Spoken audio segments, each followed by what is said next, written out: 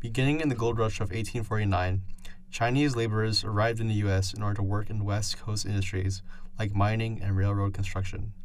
These immigrants were heavily favored by employers since they were desperate enough to work for low wages, being paid less than white workers, and could be used to replace strikers. Although European immigrants had struggles in conforming to American culture, their proximity to whiteness made assimilation somewhat easy and acceptable. However, the Chinese were a different race from white Americans, along with their inherent cultural and linguistic differences. Ultimately, Chinese immigrants were seen as completely unsuitable for assimilation into American identity. As Supreme Court Justice Stephen J. Field said, Chinese immigrants have remained among us a separate people, retaining their original peculiarities of dress, manners, habits, and modes of living, which are as marked as their complexion and language. They do not and will not assimilate with our people, and their dying wish is that their bodies should be taken to China for burial. Many white laborers began to believe that Chinese workers were stealing their jobs and oppressing wages. For them, the answer to Chinese invasion was Chinese exclusion. Dennis Kearney was an orator and agitator who led a labor movement called the Working Men Party. His fiery speeches were known to end with a simple but effective phrase: "The Chinese must go."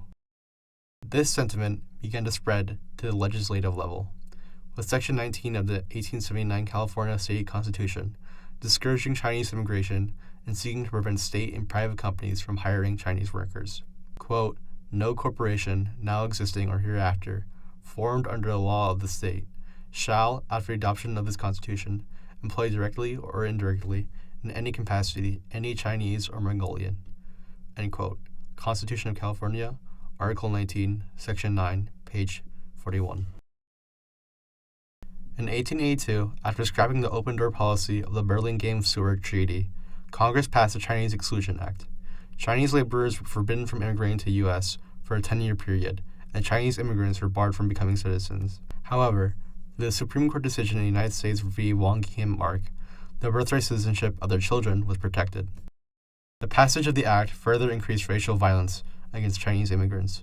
The two most notable incidents of this period were the 1885 Rock Springs Massacre in Wyoming and the 1887 Deep Creek or Hell's Canyon Massacre in Oregon. Although the act was repealed in 1943, this move had little actual impact, as the Immigration Act of 1924 had effectively barred all Asian immigration. So when I migrated from the Philippines to U.S., I came here as a work visa because I'm a physical therapist. So it's a different process. So I had to send all my everything about my education, my transcript of record to the New York board, so that they can that it's the same curriculum as here in America. They have to approve it before. And then I was sponsored by an agent that was gonna promise me to give me job here in America. But before I get to that place, I have to have all my credentials be sent to Department of the New York Education.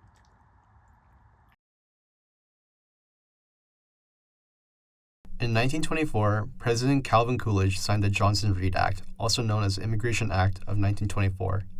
It established a national origins quota system for accepting immigrants into the United States. The law created a hierarchy of desirability. Western and Northern Europeans were favored over their peers in the Southern and Eastern continents. Quote, "Persons of European descent shared a common whiteness that made them distinct from those deemed not to be white." End quote. From historian May Nye.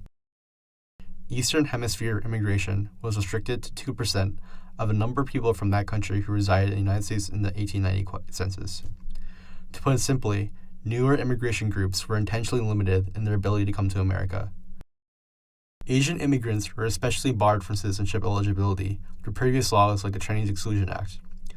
Asians were seen as perpetually foreign and inapplicable to American society.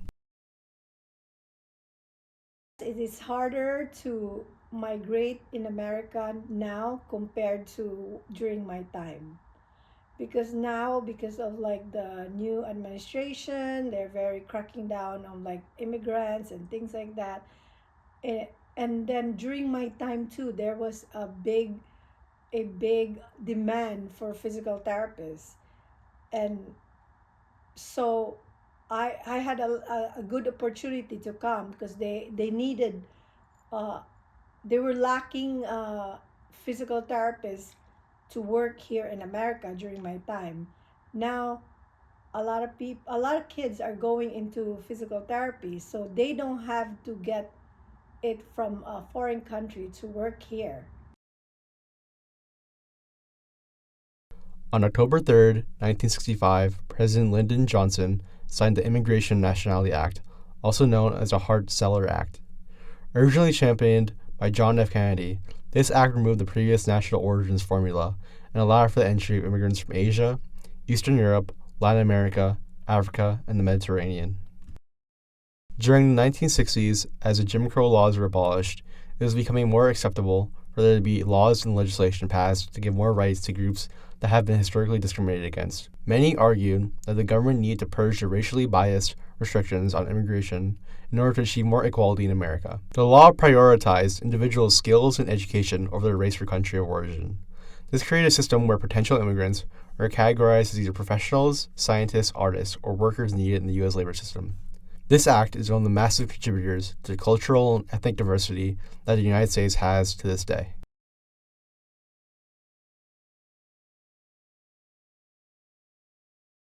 It is hard to assimilate your life here in America, especially coming from my country, the Philippines, because it's totally like different. For example, the weather is like totally different. Here you have the winter, cold. In the Philippines, it's a tropical country, so it's hot. The only good part about us is we know how to speak English, so that part is easy. But still, it's still hard because you speak it like fluently. And when I first came here, I had to really like pay attention. Like sometimes you stutter because because that's your first language, and then they're just like continuously speaking, and then you have to like listen and catch what they say because you're not used to it. But now I'm used to it now. And also too, like uh a lot of like traditions and like like things. Philippines is kind of a conservative country in ways like religion and things like that. So coming here, it's like totally different. But then you you get used to it, and then you just go along with it. But still trying to still be who you are.